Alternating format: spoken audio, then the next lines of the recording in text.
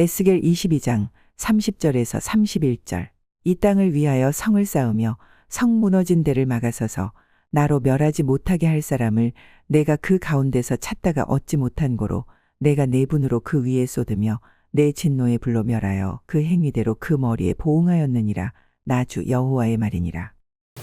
자, 오늘 에스겔 22장 30절과 31절 말씀을 통해서 누가 국가와 민족을 무너뜨리는가, 누가 국가와 민족을 무너뜨리는가라는 말씀으로 같이 은혜를 나누고자 합니다.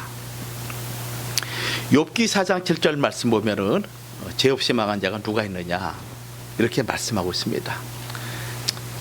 개인이나 사회나 가정이나 또 국가가 망하는 가장 근본적인 것은 죄 때문에 그렇죠.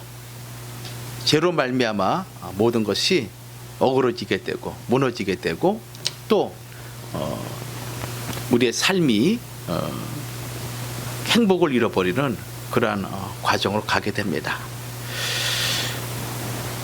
특별히 이 국가와 민족을 생각해 볼 때 과연 죄가 무엇인가, 무엇 때문에 한 나라와 한 민족이 무너지게 되는가라는 것을 우리가 곰곰이 생각하지 않을 수가 없습니다. 위기를 만나는 거죠. 사실 제가 이 설교를 준비하면서 우리 조국 대한민국을 마음에 품고 왜 우리가 이러한 어려움을 만났을까라는 것을 한번 생각을 해보게 됩니다.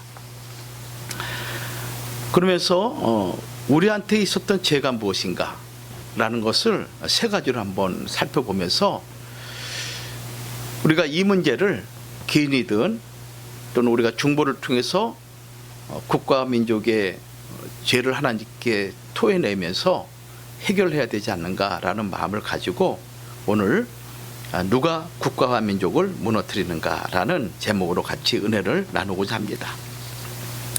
지난 주에도 말씀드렸지만 우리 대한민국의 그 상황은 주사파를 추종하는 공산주의 세력들, 또 중국 공산당을 추종하는 그런 주중 세력들, 그러니까 공산주의 체제죠. 그들과 참 하나님이 우리나라 민족에게 허락해 주신 자유민주 국가 체제를 유지하는가 마는가, 이 싸움의 본격적인 전쟁이 시작됐습니다. 우리가 이 세상 살아가면서 다양한 사상과 다양한 문화를 경험할 수 있습니다. 물론 때로는 공산주의 사상이 옳다라고 생각하는 사람들이 있을 수 있고요. 또 어떤 경우에는 대다수의 경우죠. 자유민주국가 체제가 옳다라고 생각을 합니다. 근데 우리 기독교의 관점에서 볼 때 우리는 이 땅에서 하나님의 나라를 회복시키고 또 그 나라의 백성으로 우리가 살아가는 그 과정에 있어서 하나님의 교회와 그리고 하나님의 뜻을 성취시킬 수 있는 가장 좋은 사상과 주의가 무엇인가 생각할 때 우리는 수많은 어떤 주의를 얘기할 수 있지만은 그 가운데 자유민주국가 체제를 우리는 좋아할 수밖에 없는 것이죠.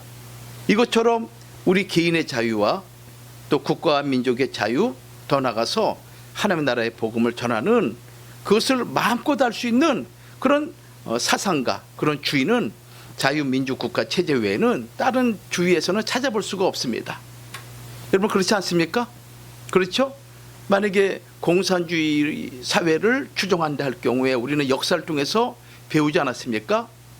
공산주의라는 것은 모든 인민들을 평등하게 하고 모든 사람들에게 동일하게 공급을 해주고 또 지상낙원을 이룬다 하지만은 실상 공산주의가 들어가는 나라들마다 지상낙원을 이룬 나라가 어디 있습니까?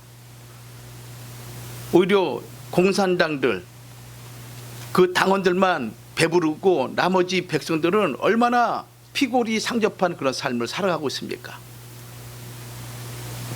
그러나 그보다도 더 중요한 문제는 자기들의 사상에 맞지 않으면은 사람들을 개만도 못하게, 마치 파리 모기 목숨만도 못하게 학살하는 그런 일들이 우리는 20세기 역사의 과정을 통해서 수없이 많이 봐왔고 들었습니다. 그렇기 때문에 우리 자유 대한민국이 이 자유민주국가 체제를 유지하기 위해서는 우리 백성들이 깨어나야 되고, 특별히 교회가 깨어나야 되고, 그리고 우리에게 주신 이 축복된 이 나라를 하고자 하는 마음을 우리가 견고하게 갖고 있지 않으면은 언제든지 빼앗길 수밖에 없는 것이죠. 그래서 이 싸움에서 우리가 승리하는가 패배하는가, 그것은 우리 민족의 현실과 미래가 달려 있고, 또 내 자손들, 우리의 후손들의 미래가 걸려 있는 것이죠. 그 때문에 먼저 태어난 부모들과 먼저 태어난 기성세대들이 책임을 가지고 이 사회를 유지시키고 보존시키는 책임이 우리에게 있는 것입니다. 그런 면에서 우리는 냉철하게 과연 이런 현실이 오기까지 우리의 잘못이 무엇인가라는 것을 세 가지로 살펴보고자 하는데, 첫 번째는 악한 다수가 국가와 민족을 무너뜨린다. 악한 다수. 고린도전서 10장 5절과 6절 말씀 보면은 이렇게 기록되어 있습니다. 그러나 저희의 다수를 하나님이 기뻐하지 아니하신 고로 저희가 광야에서 멸망을 받았느니라. 하나님이 많은 수를 기뻐하지 않았다고 이렇게 말씀하고 있어요. 6절, 그런 일은 우리의 거울이 되어 우리로 하여금 저희가 악을 즐겨한 것 같이 즐겨하는 자가 되지 않게 하려 함이니. 사도 바울이 광야 노정에서 이스라엘 백성들이 출애굽했지만은 그들이 왜 광야에서 다 죽었는지 그 이유를 말씀하고 있습니다. 현대인의 성경에서는 이렇게 표현하고 있습니다. 그러나 그들 대부분이 하나님께 순종하지 않았으므로. 왜 그들이 광야에서 여호수아 갈렙만 제외하고 다 죽었느냐? 그것을 대부분의 사람이 하나님께 순종하지 않았다라고 지적하고 있습니다. 그래서 하나님께서는 그들을 광야에서 모조리 쓸어 버리셨습니다. 이것이 우리에게 거울이 되었다. 그러니까 오늘 우리 이 시대를 살아가는 우리들도 하나님 말씀에 불순종하게 되면은 하나님의 공의는 과거나 지금이나 동일한 적용이기 때문에 우리 역시 그런 쓸어버림을 당할 수밖에 없는 존재가 된다는 것을 우리에게 지적하고 있는 것입니다.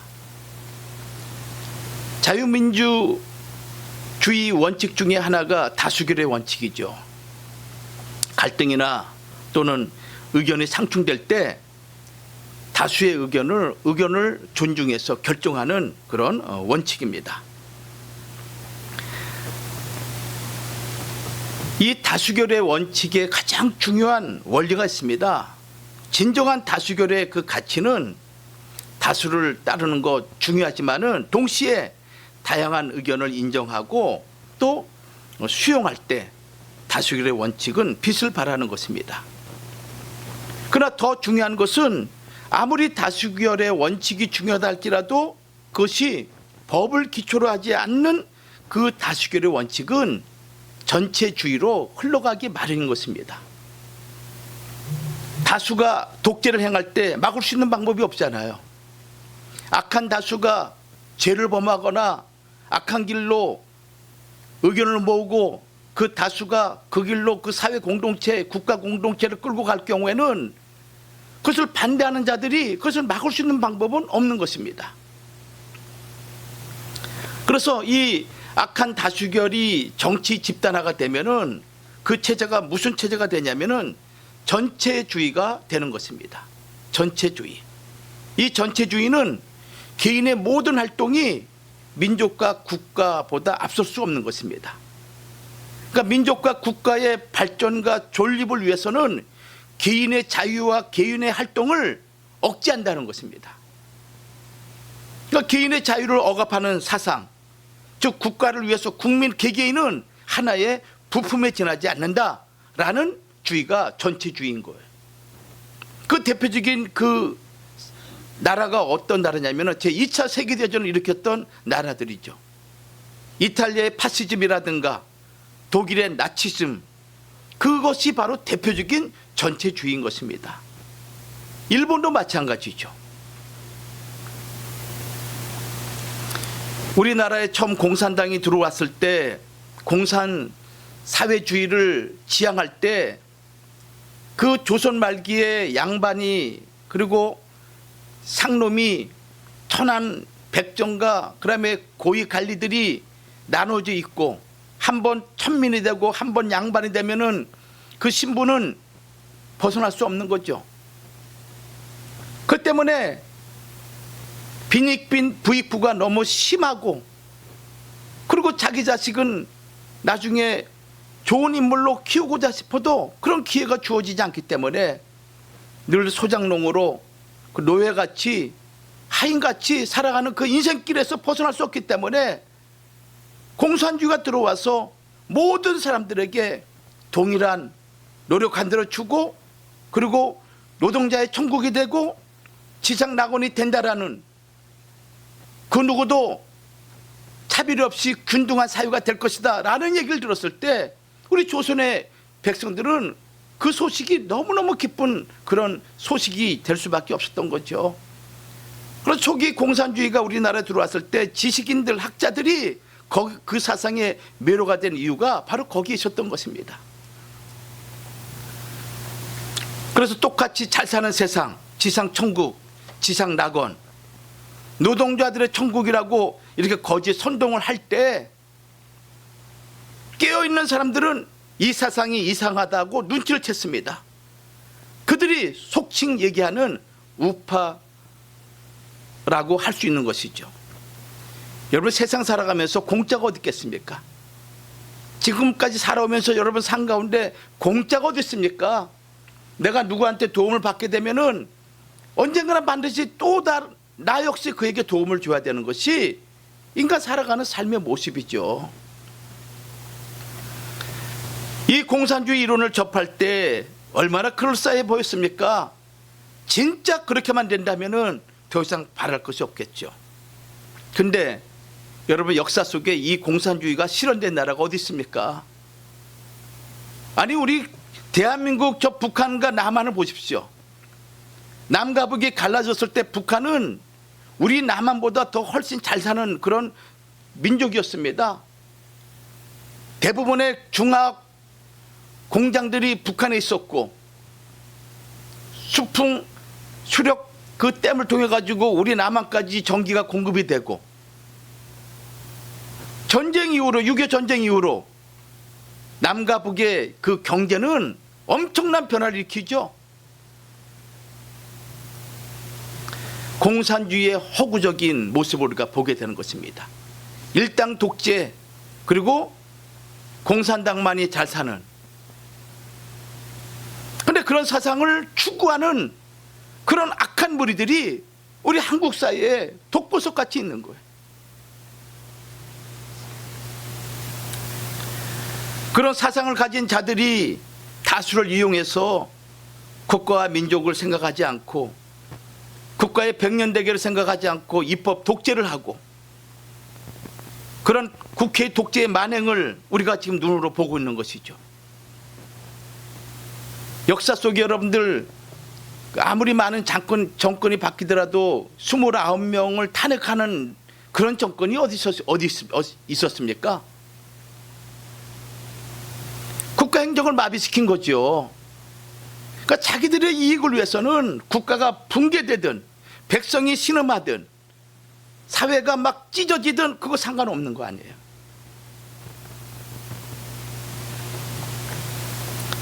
사회주의 정권을 만들고자 하는 그런 자들입니다. 여러분들 이 문제를 가지고 우리 조국 대한민국이 지금 아주 치열한 전쟁을 하고 있는 거예요. 여러분 우리는 미국에 살고 있지만은 우리하고는 시공간적으로 떨어져 있죠. 제가 누누이 강조하지만은 국가와 민족 자유 대한민국이 사라지게 되면은 여러분 교회도 사라지게 되고 그리고 교인들도 사라지게 되고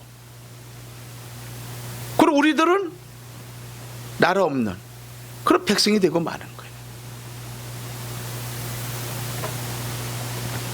자유민주주의에서 자유를 빼려고 하고 있습니다.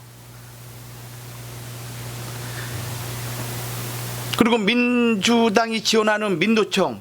그래서 제가 뉴스를 쭉 살펴봤더니 이런 얘기가 있는 거예요. 민주당과 민노총은 한 몸이다. 그들이 노동자들의 권익을 위해서 싸우는 줄 알았더니 살펴봤더니 그 민주당의 간부들이 북한의 간첩들이었어요. 그래서 얼마 전에 15년, 7년, 5년 징역 판고를 받았잖아요. 그리고 민노총 사무실에서 들어가서 살펴봤더니 북한 지령문이 102개가 발견되고,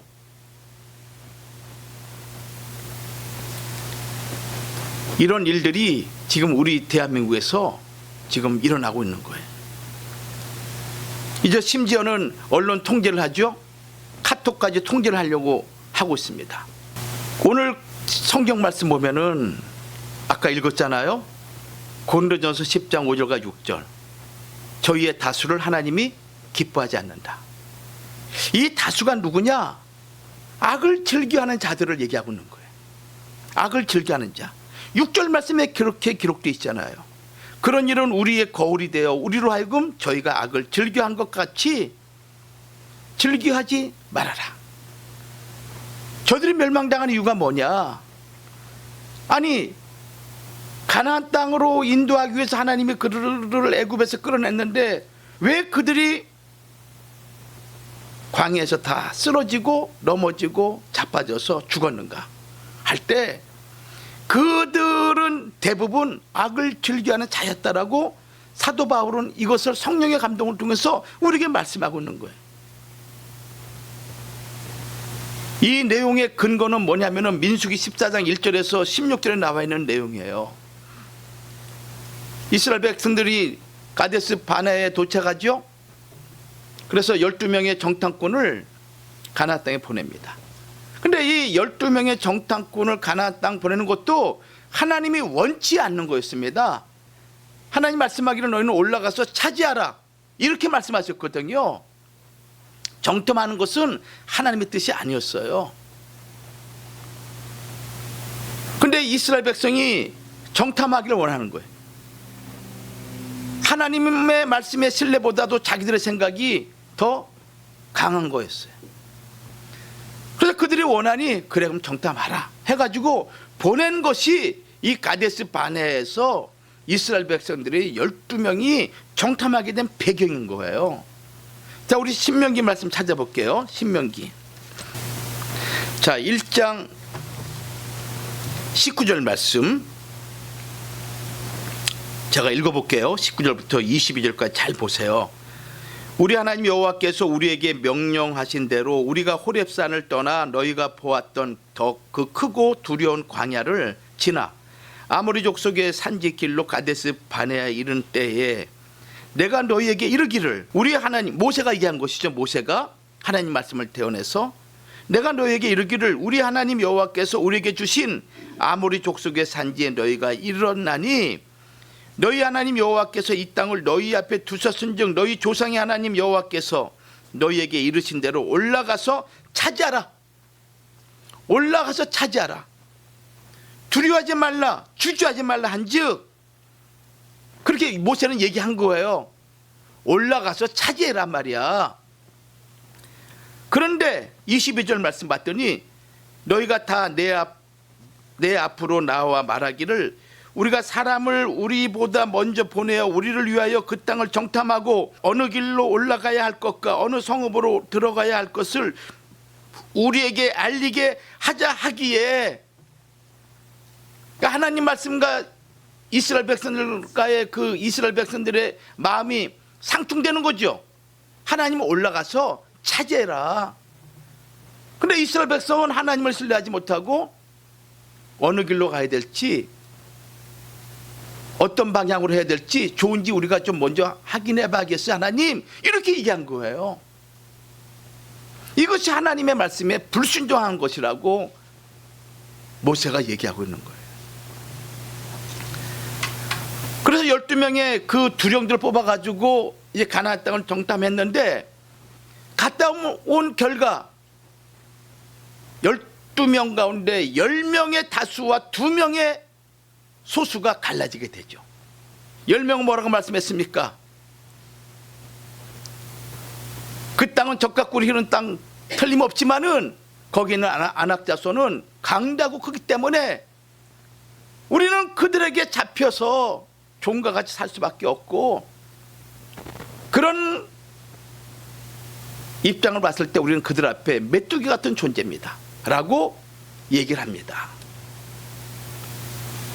전능하신 하나님은 잊어버렸고 인간의 생각 가운데 두려움에 젖어가지고 얘기를 하는 거예요. 두 명의 여호수아 갈렙은 아니다. 비록 안악자손이 크고 힘 있는 것 같지만은 그들보다 강한 하나님이 우리와 함께 계시기 때문에 그들은 우리의 밥이다 라고 얘기했지만은 인간적인 생각에 사로잡혀 있는 이스라엘 백성은 두 명의 얘기보다 10명의 얘기를, 악한 다수의 얘기를 받아들인 거예요. 그래가지고 민수기 14장 1절 이하의 말씀 보면은 모세와 아론을 원망하면서 말하기를, 우리가 애굽 땅에서 죽었거나 이 광야에서 죽었다면 좋았을 것을 어찌하여 너희가 우리를 여기까지 끌고 와서 우리를 죽이려 하느냐 하면서 밤이 새도록 그날 그냥 방송되고 가면서 원망한 거예요. 우리가 애굽으로 돌아가자, 그게 낫지 않겠느냐. 한번 생각해 보세요 여러분들.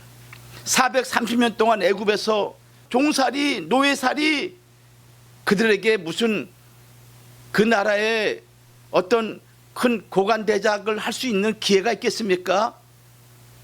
이미 애굽 사람들이 주인인 그 나라인데, 애굽 천지인데, 일제시대 때 우리나라 사람들이 무슨 뭐 대단한 직위를 가진 사람이 누가 있습니까? 그래서 친일파, 매국노 그런 자들만이 올라가는 거죠.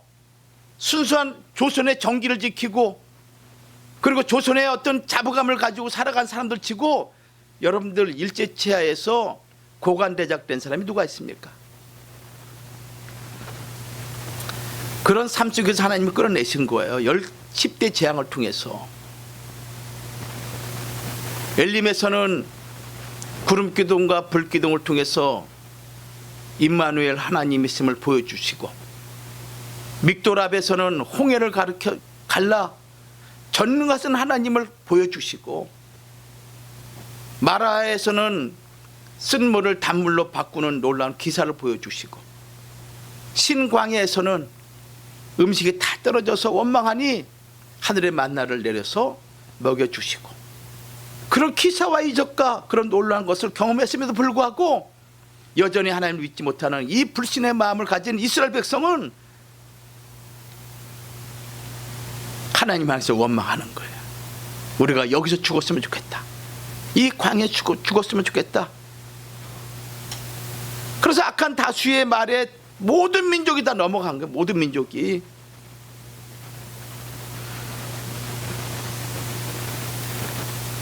그래서 신명기 2장 14절과 15절 말씀 보면은 하나님의 가슴 아픈 이야기가 기록되어 있습니다.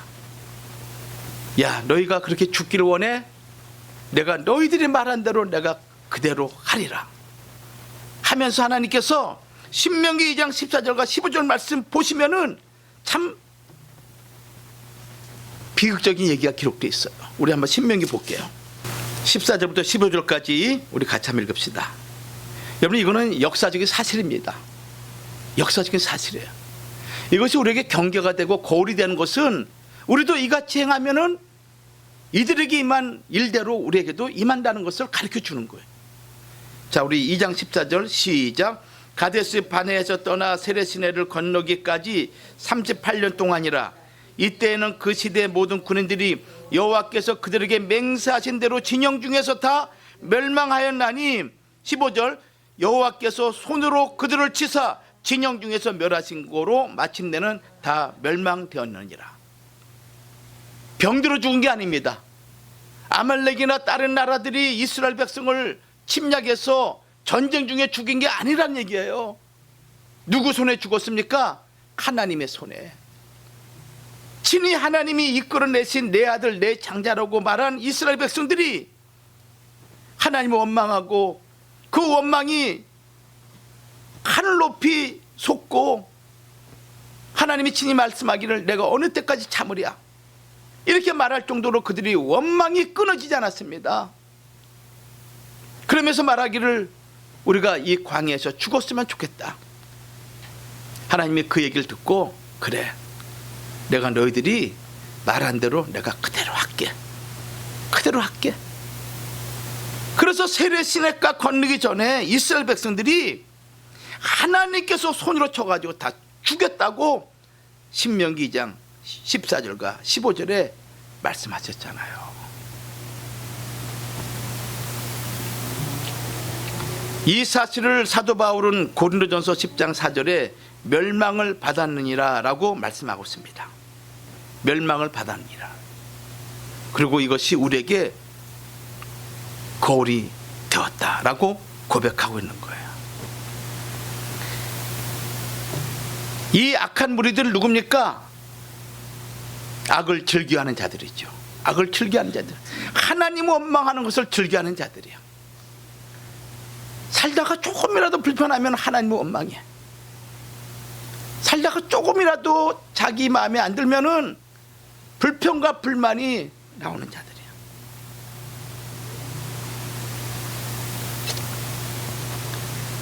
이런 이스라엘 백성을 선동한 자들이 있습니다.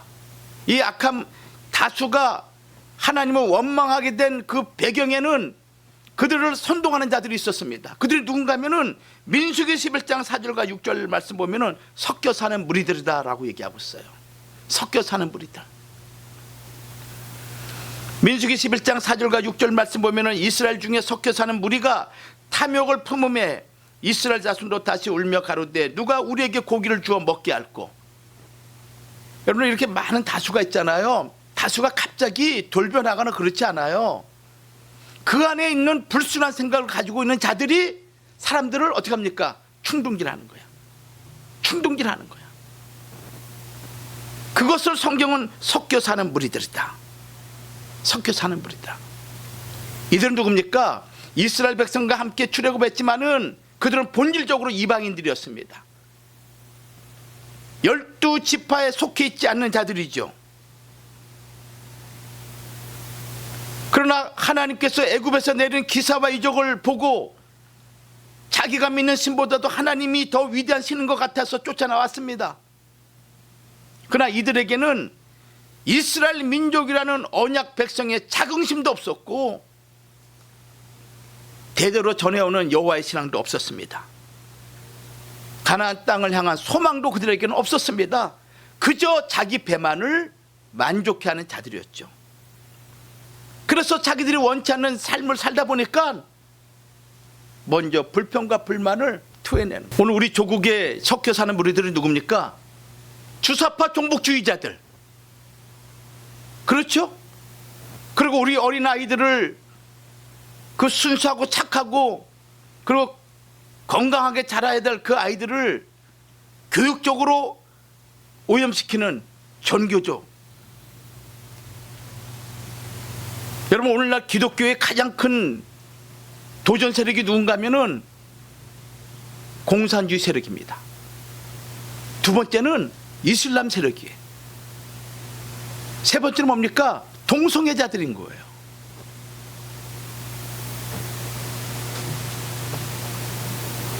우리 조국 대한민국 자유민주국가 이 체계를 흔드는 자들 누군가?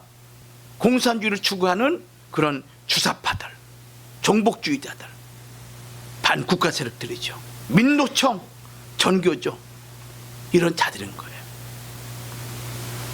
자유민주국가의 달콤함을 마음껏 빨아먹으면서 그러면서 자기 자신들의 배를 취하는 그런 이성 없는 짐승과 같은 존재들. 그들은 항상 반미를 외치죠. 반미를 외칩니다. 주한미군 철수를 외치고 그러면서도 미국이란 나라의 어떤 그런 이익을 취하려고 하는 자들 아니겠습니까? 입으로는 반미를 외치고 주한미군 철수를 외치고 그리고 미군이 우리나라의 침탈군이라 외치면서 자기 자식들은 미국에 유학 보내고 말이죠. 너무나 이율배반적인 자들 아닙니까? 그런 자들이 선동을 하고 선전을 하고 잘 모르는 사람들은 넘어가고, 이렇게 다수 약한 무리가 여러분들 국가와 민족을 무너뜨립니다. 우리 기독교 신자들이 깨어나야 되는 거예요. 그들의 말에 귀를 기울이면 안 되는 거예요. 두 번째, 누가 국가와 민족을 무너뜨리는가 할 때 불법과 불의를 행하는 자들이 국가와 민족을 무너지게 합니다. 불법과 불의를 행하는 자들. 예레미야 5장 1절 말씀 보면은 이런 말씀이 있습니다.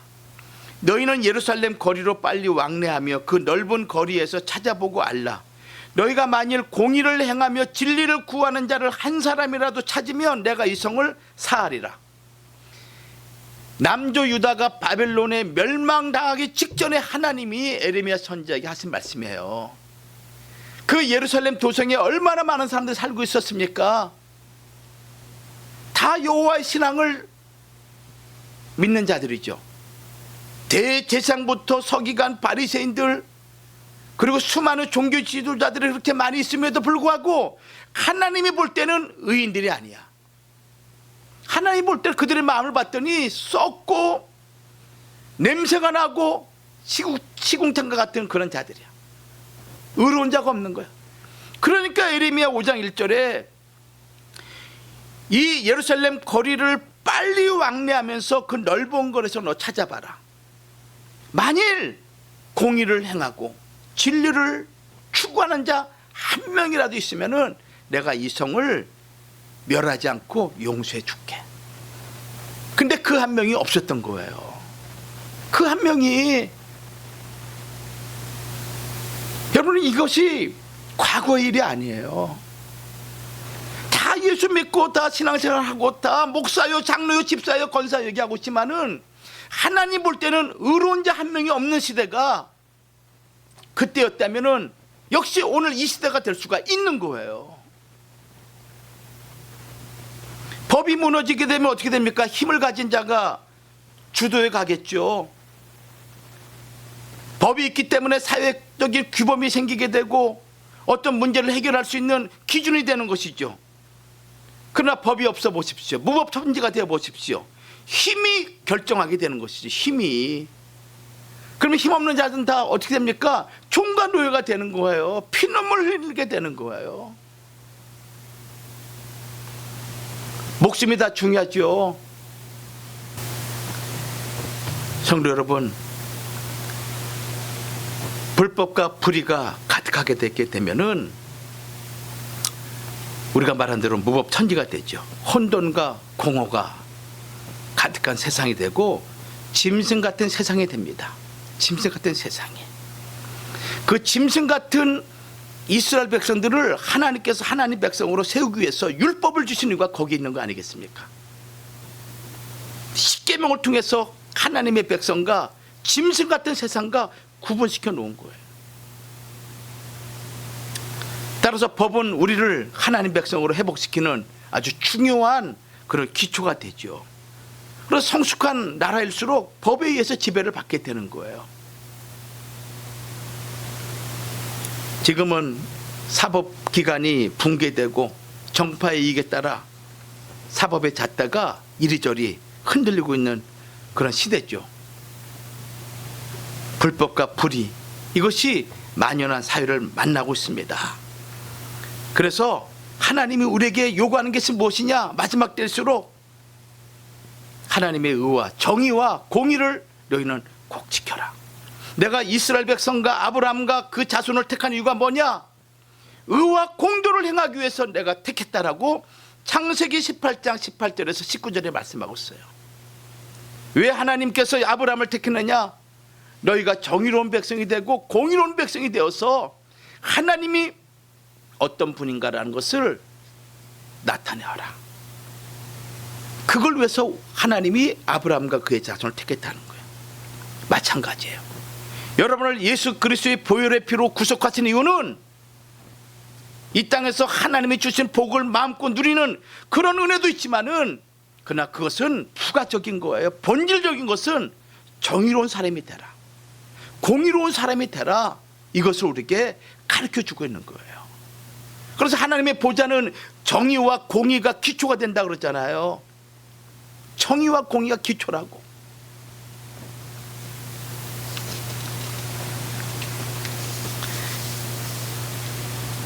예수님께서 이렇게 말씀하셨어요. 마태복음 7장 22절과 23절에 그날에 많은 사람이 나더러 이르되 주여 주여 우리가 주의 이름으로 선지자 노릇하며 주의 이름으로 귀신을 쫓아내며 주의 이름으로 많은 권능을 행치 아니하였나이까 하리니 그때 내가 저에게 밝히 말하되 내가 너희를 도무지 알지 못하니 불법을 행하는 자들아 내게서 떠나가라. 불법, 거짓, 헛됨, 존재하지 않는 것들을 추구하는 자들, 불법을 행하는 자들이라. 내게서 떠나가라 라고 얘기하고 있는 거예요. 여러분 개인과 가정에는 불법이 없기를 주의 이름으로 축원합니다. 어떠한 경우라도 정의롭게 살려고 애를 쓰고 공의롭게 살려고 애를 쓰십시오. 그러면 하나님이 그 당시에는 그것을 행함으로 내가 손해를 보고 어려움을 당하고 내가 불이익을 당한다 할지라도 하나님은 반드시 그 이상 30배, 60배, 100배로 하나님이 회복시켜 주심을 믿으시기 바랍니다. 우리 하나님이 죽은 하나님이 아니라는 겁니다. 살아계신 하나님이야. 세 번째, 국가와 민족이 무너지는 이유가 무엇인가? 벙어리 개와 눈먼 장님이 파수꾼으로 있을 때, 벙어리 개와 눈먼 장님이 파수꾼으로 있을 때 그 성은 무너질 수밖에 없는 것입니다. 자, 이사야 56장 10절과 12절 말씀 보겠습니다. 이스라엘의 파수꾼들은 맹인이요 다 무지하며 벙어리 개들이라 짖지 못하며 다 꿈꾸는 자들이요 누워있는 자들이요 잠자기를 좋아하는 자들이니 이 개들은 탐욕이 심하여 족한 줄을 알지 못하는 자들이요 그들은 몰직학한 목자들이라 다 제 길로 돌아가며 사람마다 자기 이익만 추구하며 오라 내가 포도주를 가져오리라 우리가 독주를 잔뜩 마시자 내일도 오늘같이 크게 넘치리라 하느니라. 여러분, 이것이 이스라엘 민족이 멸망할 당시에 종교 지도자들의 모습이었어요. 이걸 쉽게 표현하면 이렇게 말씀하고 있습니다. 내 백성의 지도자들은 모조리 소경이다 말이에요. 눈 떴지만은 눈뜬 장님이야. 내 백성이 위기에 처한 줄을 내다보지 못하고 있다. 아무것도 보지 못하는 소경들이 파수꾼으로 서 있는 것과 같고 짖지 못하는 벙어리 개들이 집을 지키는 꼴이 되었다. 내 백성의 지도자들은 항상 누워서 꿈이나 꾸고 망상이죠. 헛된 꿈이죠. 누가 오늘 나한테 뭐 줄까? 오늘 누구한테 가서 뭘 얻어먹을까? 항상 누워서 꿈이나 꾸고 항상 졸면서 편하게 사는 것만을 좋아한다. 그러면서도 귀들은 듣는 거 귀들은 만족할 줄을 모르고 먹기를 탐하는 개들과 같다. 개새끼들이라는 거예요. 하나님이 누구에게? 종교 지도자들에게. 오늘로 표현하면 목사, 장로, 전도사, 권사, 집사들이 이 시대의 영적인 파수꾼이 돼야 되는데 그렇지 못하고 짖지 못하는 벙어리 개들과 같다는 거예요. 그런 것들이 나의 양떼를 돌보는 목자들이다. 얼마나 마음이 하나님이 깝깝하겠습니까? 그런 것들이 나의 양떼를 돌보는 목자들이다. 현대 성경에 기록돼 있어요. 양떼를 지키고 돌볼 줄은 전혀 모르는 목자들이다. 그들은 정치인이든지 종교인이든지 모두 한결같이 자기들의 쾌락과 이익만을 탐하고 있다. 그들은 호탕하게 먹고 마시며 술타령이나 하고 있다. 함께 마시고 취해서 행복해지세. 맥주와 양주를 실컷 마시고 취하세. 오늘도 마시고 내일 또 실컷 마시세. 내일은 오늘보다 훨씬 더 많이 마시고 취하세. 아주 적나라하게 현대 성경 표현하고 있어요. 그들은 정치인이든지 종교인이든지 모두 한결같이 자기 쾌락과 이익만 탐하고 있다. 야, 오늘은 맥주로, 내일은 양주로, 우리 실컷 마시고 취하세. 백성이 죽든 양들이 늑대 이리에게 잡아가든 상관이 없어. 백성들이 잘못된 사상에 젖어서, 교인들이 잘못된 사상에 젖어서 사단 마귀의 그런 속해 있는지도 모르고 그저 먹고 마시고 자기 배야만 취하는 그런 자들. 그런 자들이 파수꾼으로 있을 때 국가와 민족이 무너지고, 그런 가정에 부모가 그런 사람이 있다면 그 가정이 무너지게 된다는 거예요. 이게 얼마나 무서운 말씀입니까, 여러분들? 우리 가정이 주님 오실 때까지 신앙의 대물림이 끊어지지 않고 계속돼야 되는데, 그 부모 밑에서 그 자식이 무엇을 배우겠습니까?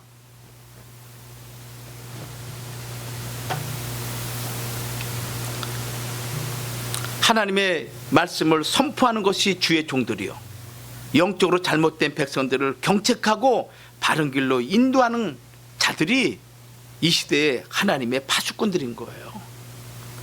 근데 그러지 못하고 있는 거예요. 제가 여러 가지 얘기를 듣는 가운데 목사들의 70% 이상이 좌파라는 거예요. 저는 깜짝 놀랐어요. 깜짝 놀랐어. 목사들의 70% 이상이 좌파라는 거야. 성도들도 마찬가지. 성도들도 60 내지 70%가 좌파라는 거예요. 그래도 목사는 할 말 해야 되잖아요, 강단에서. 그렇지 않습니까? 벙어리개가 되는 거예요. 벙어리개. 눈먼 장님과 같은 자들이에요. 헛된 꿈만 꾸고 누워있고 잠자기를 좋아하는. 그래서 그들을 가리켜서 개들이다, 개새끼들이다, 이렇게 말씀하고 있는 거예요. 욕심 많은 개죠. 이들은 그리스도의 십자가의 원수가 되고 땅의 일을 생각하는 자들이죠. 마귀요 사탄이요 음녀와 같은 자들인 것입니다.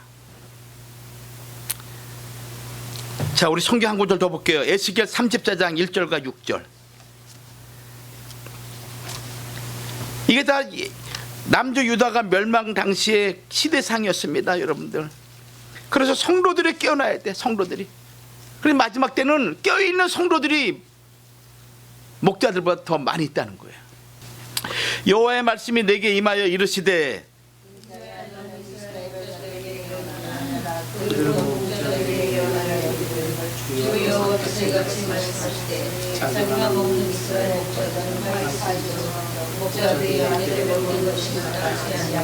너희가 살찐 양을 잡아 그 기름을 먹으며 그 털을 입되 양떼는 먹이지 아니하는도다.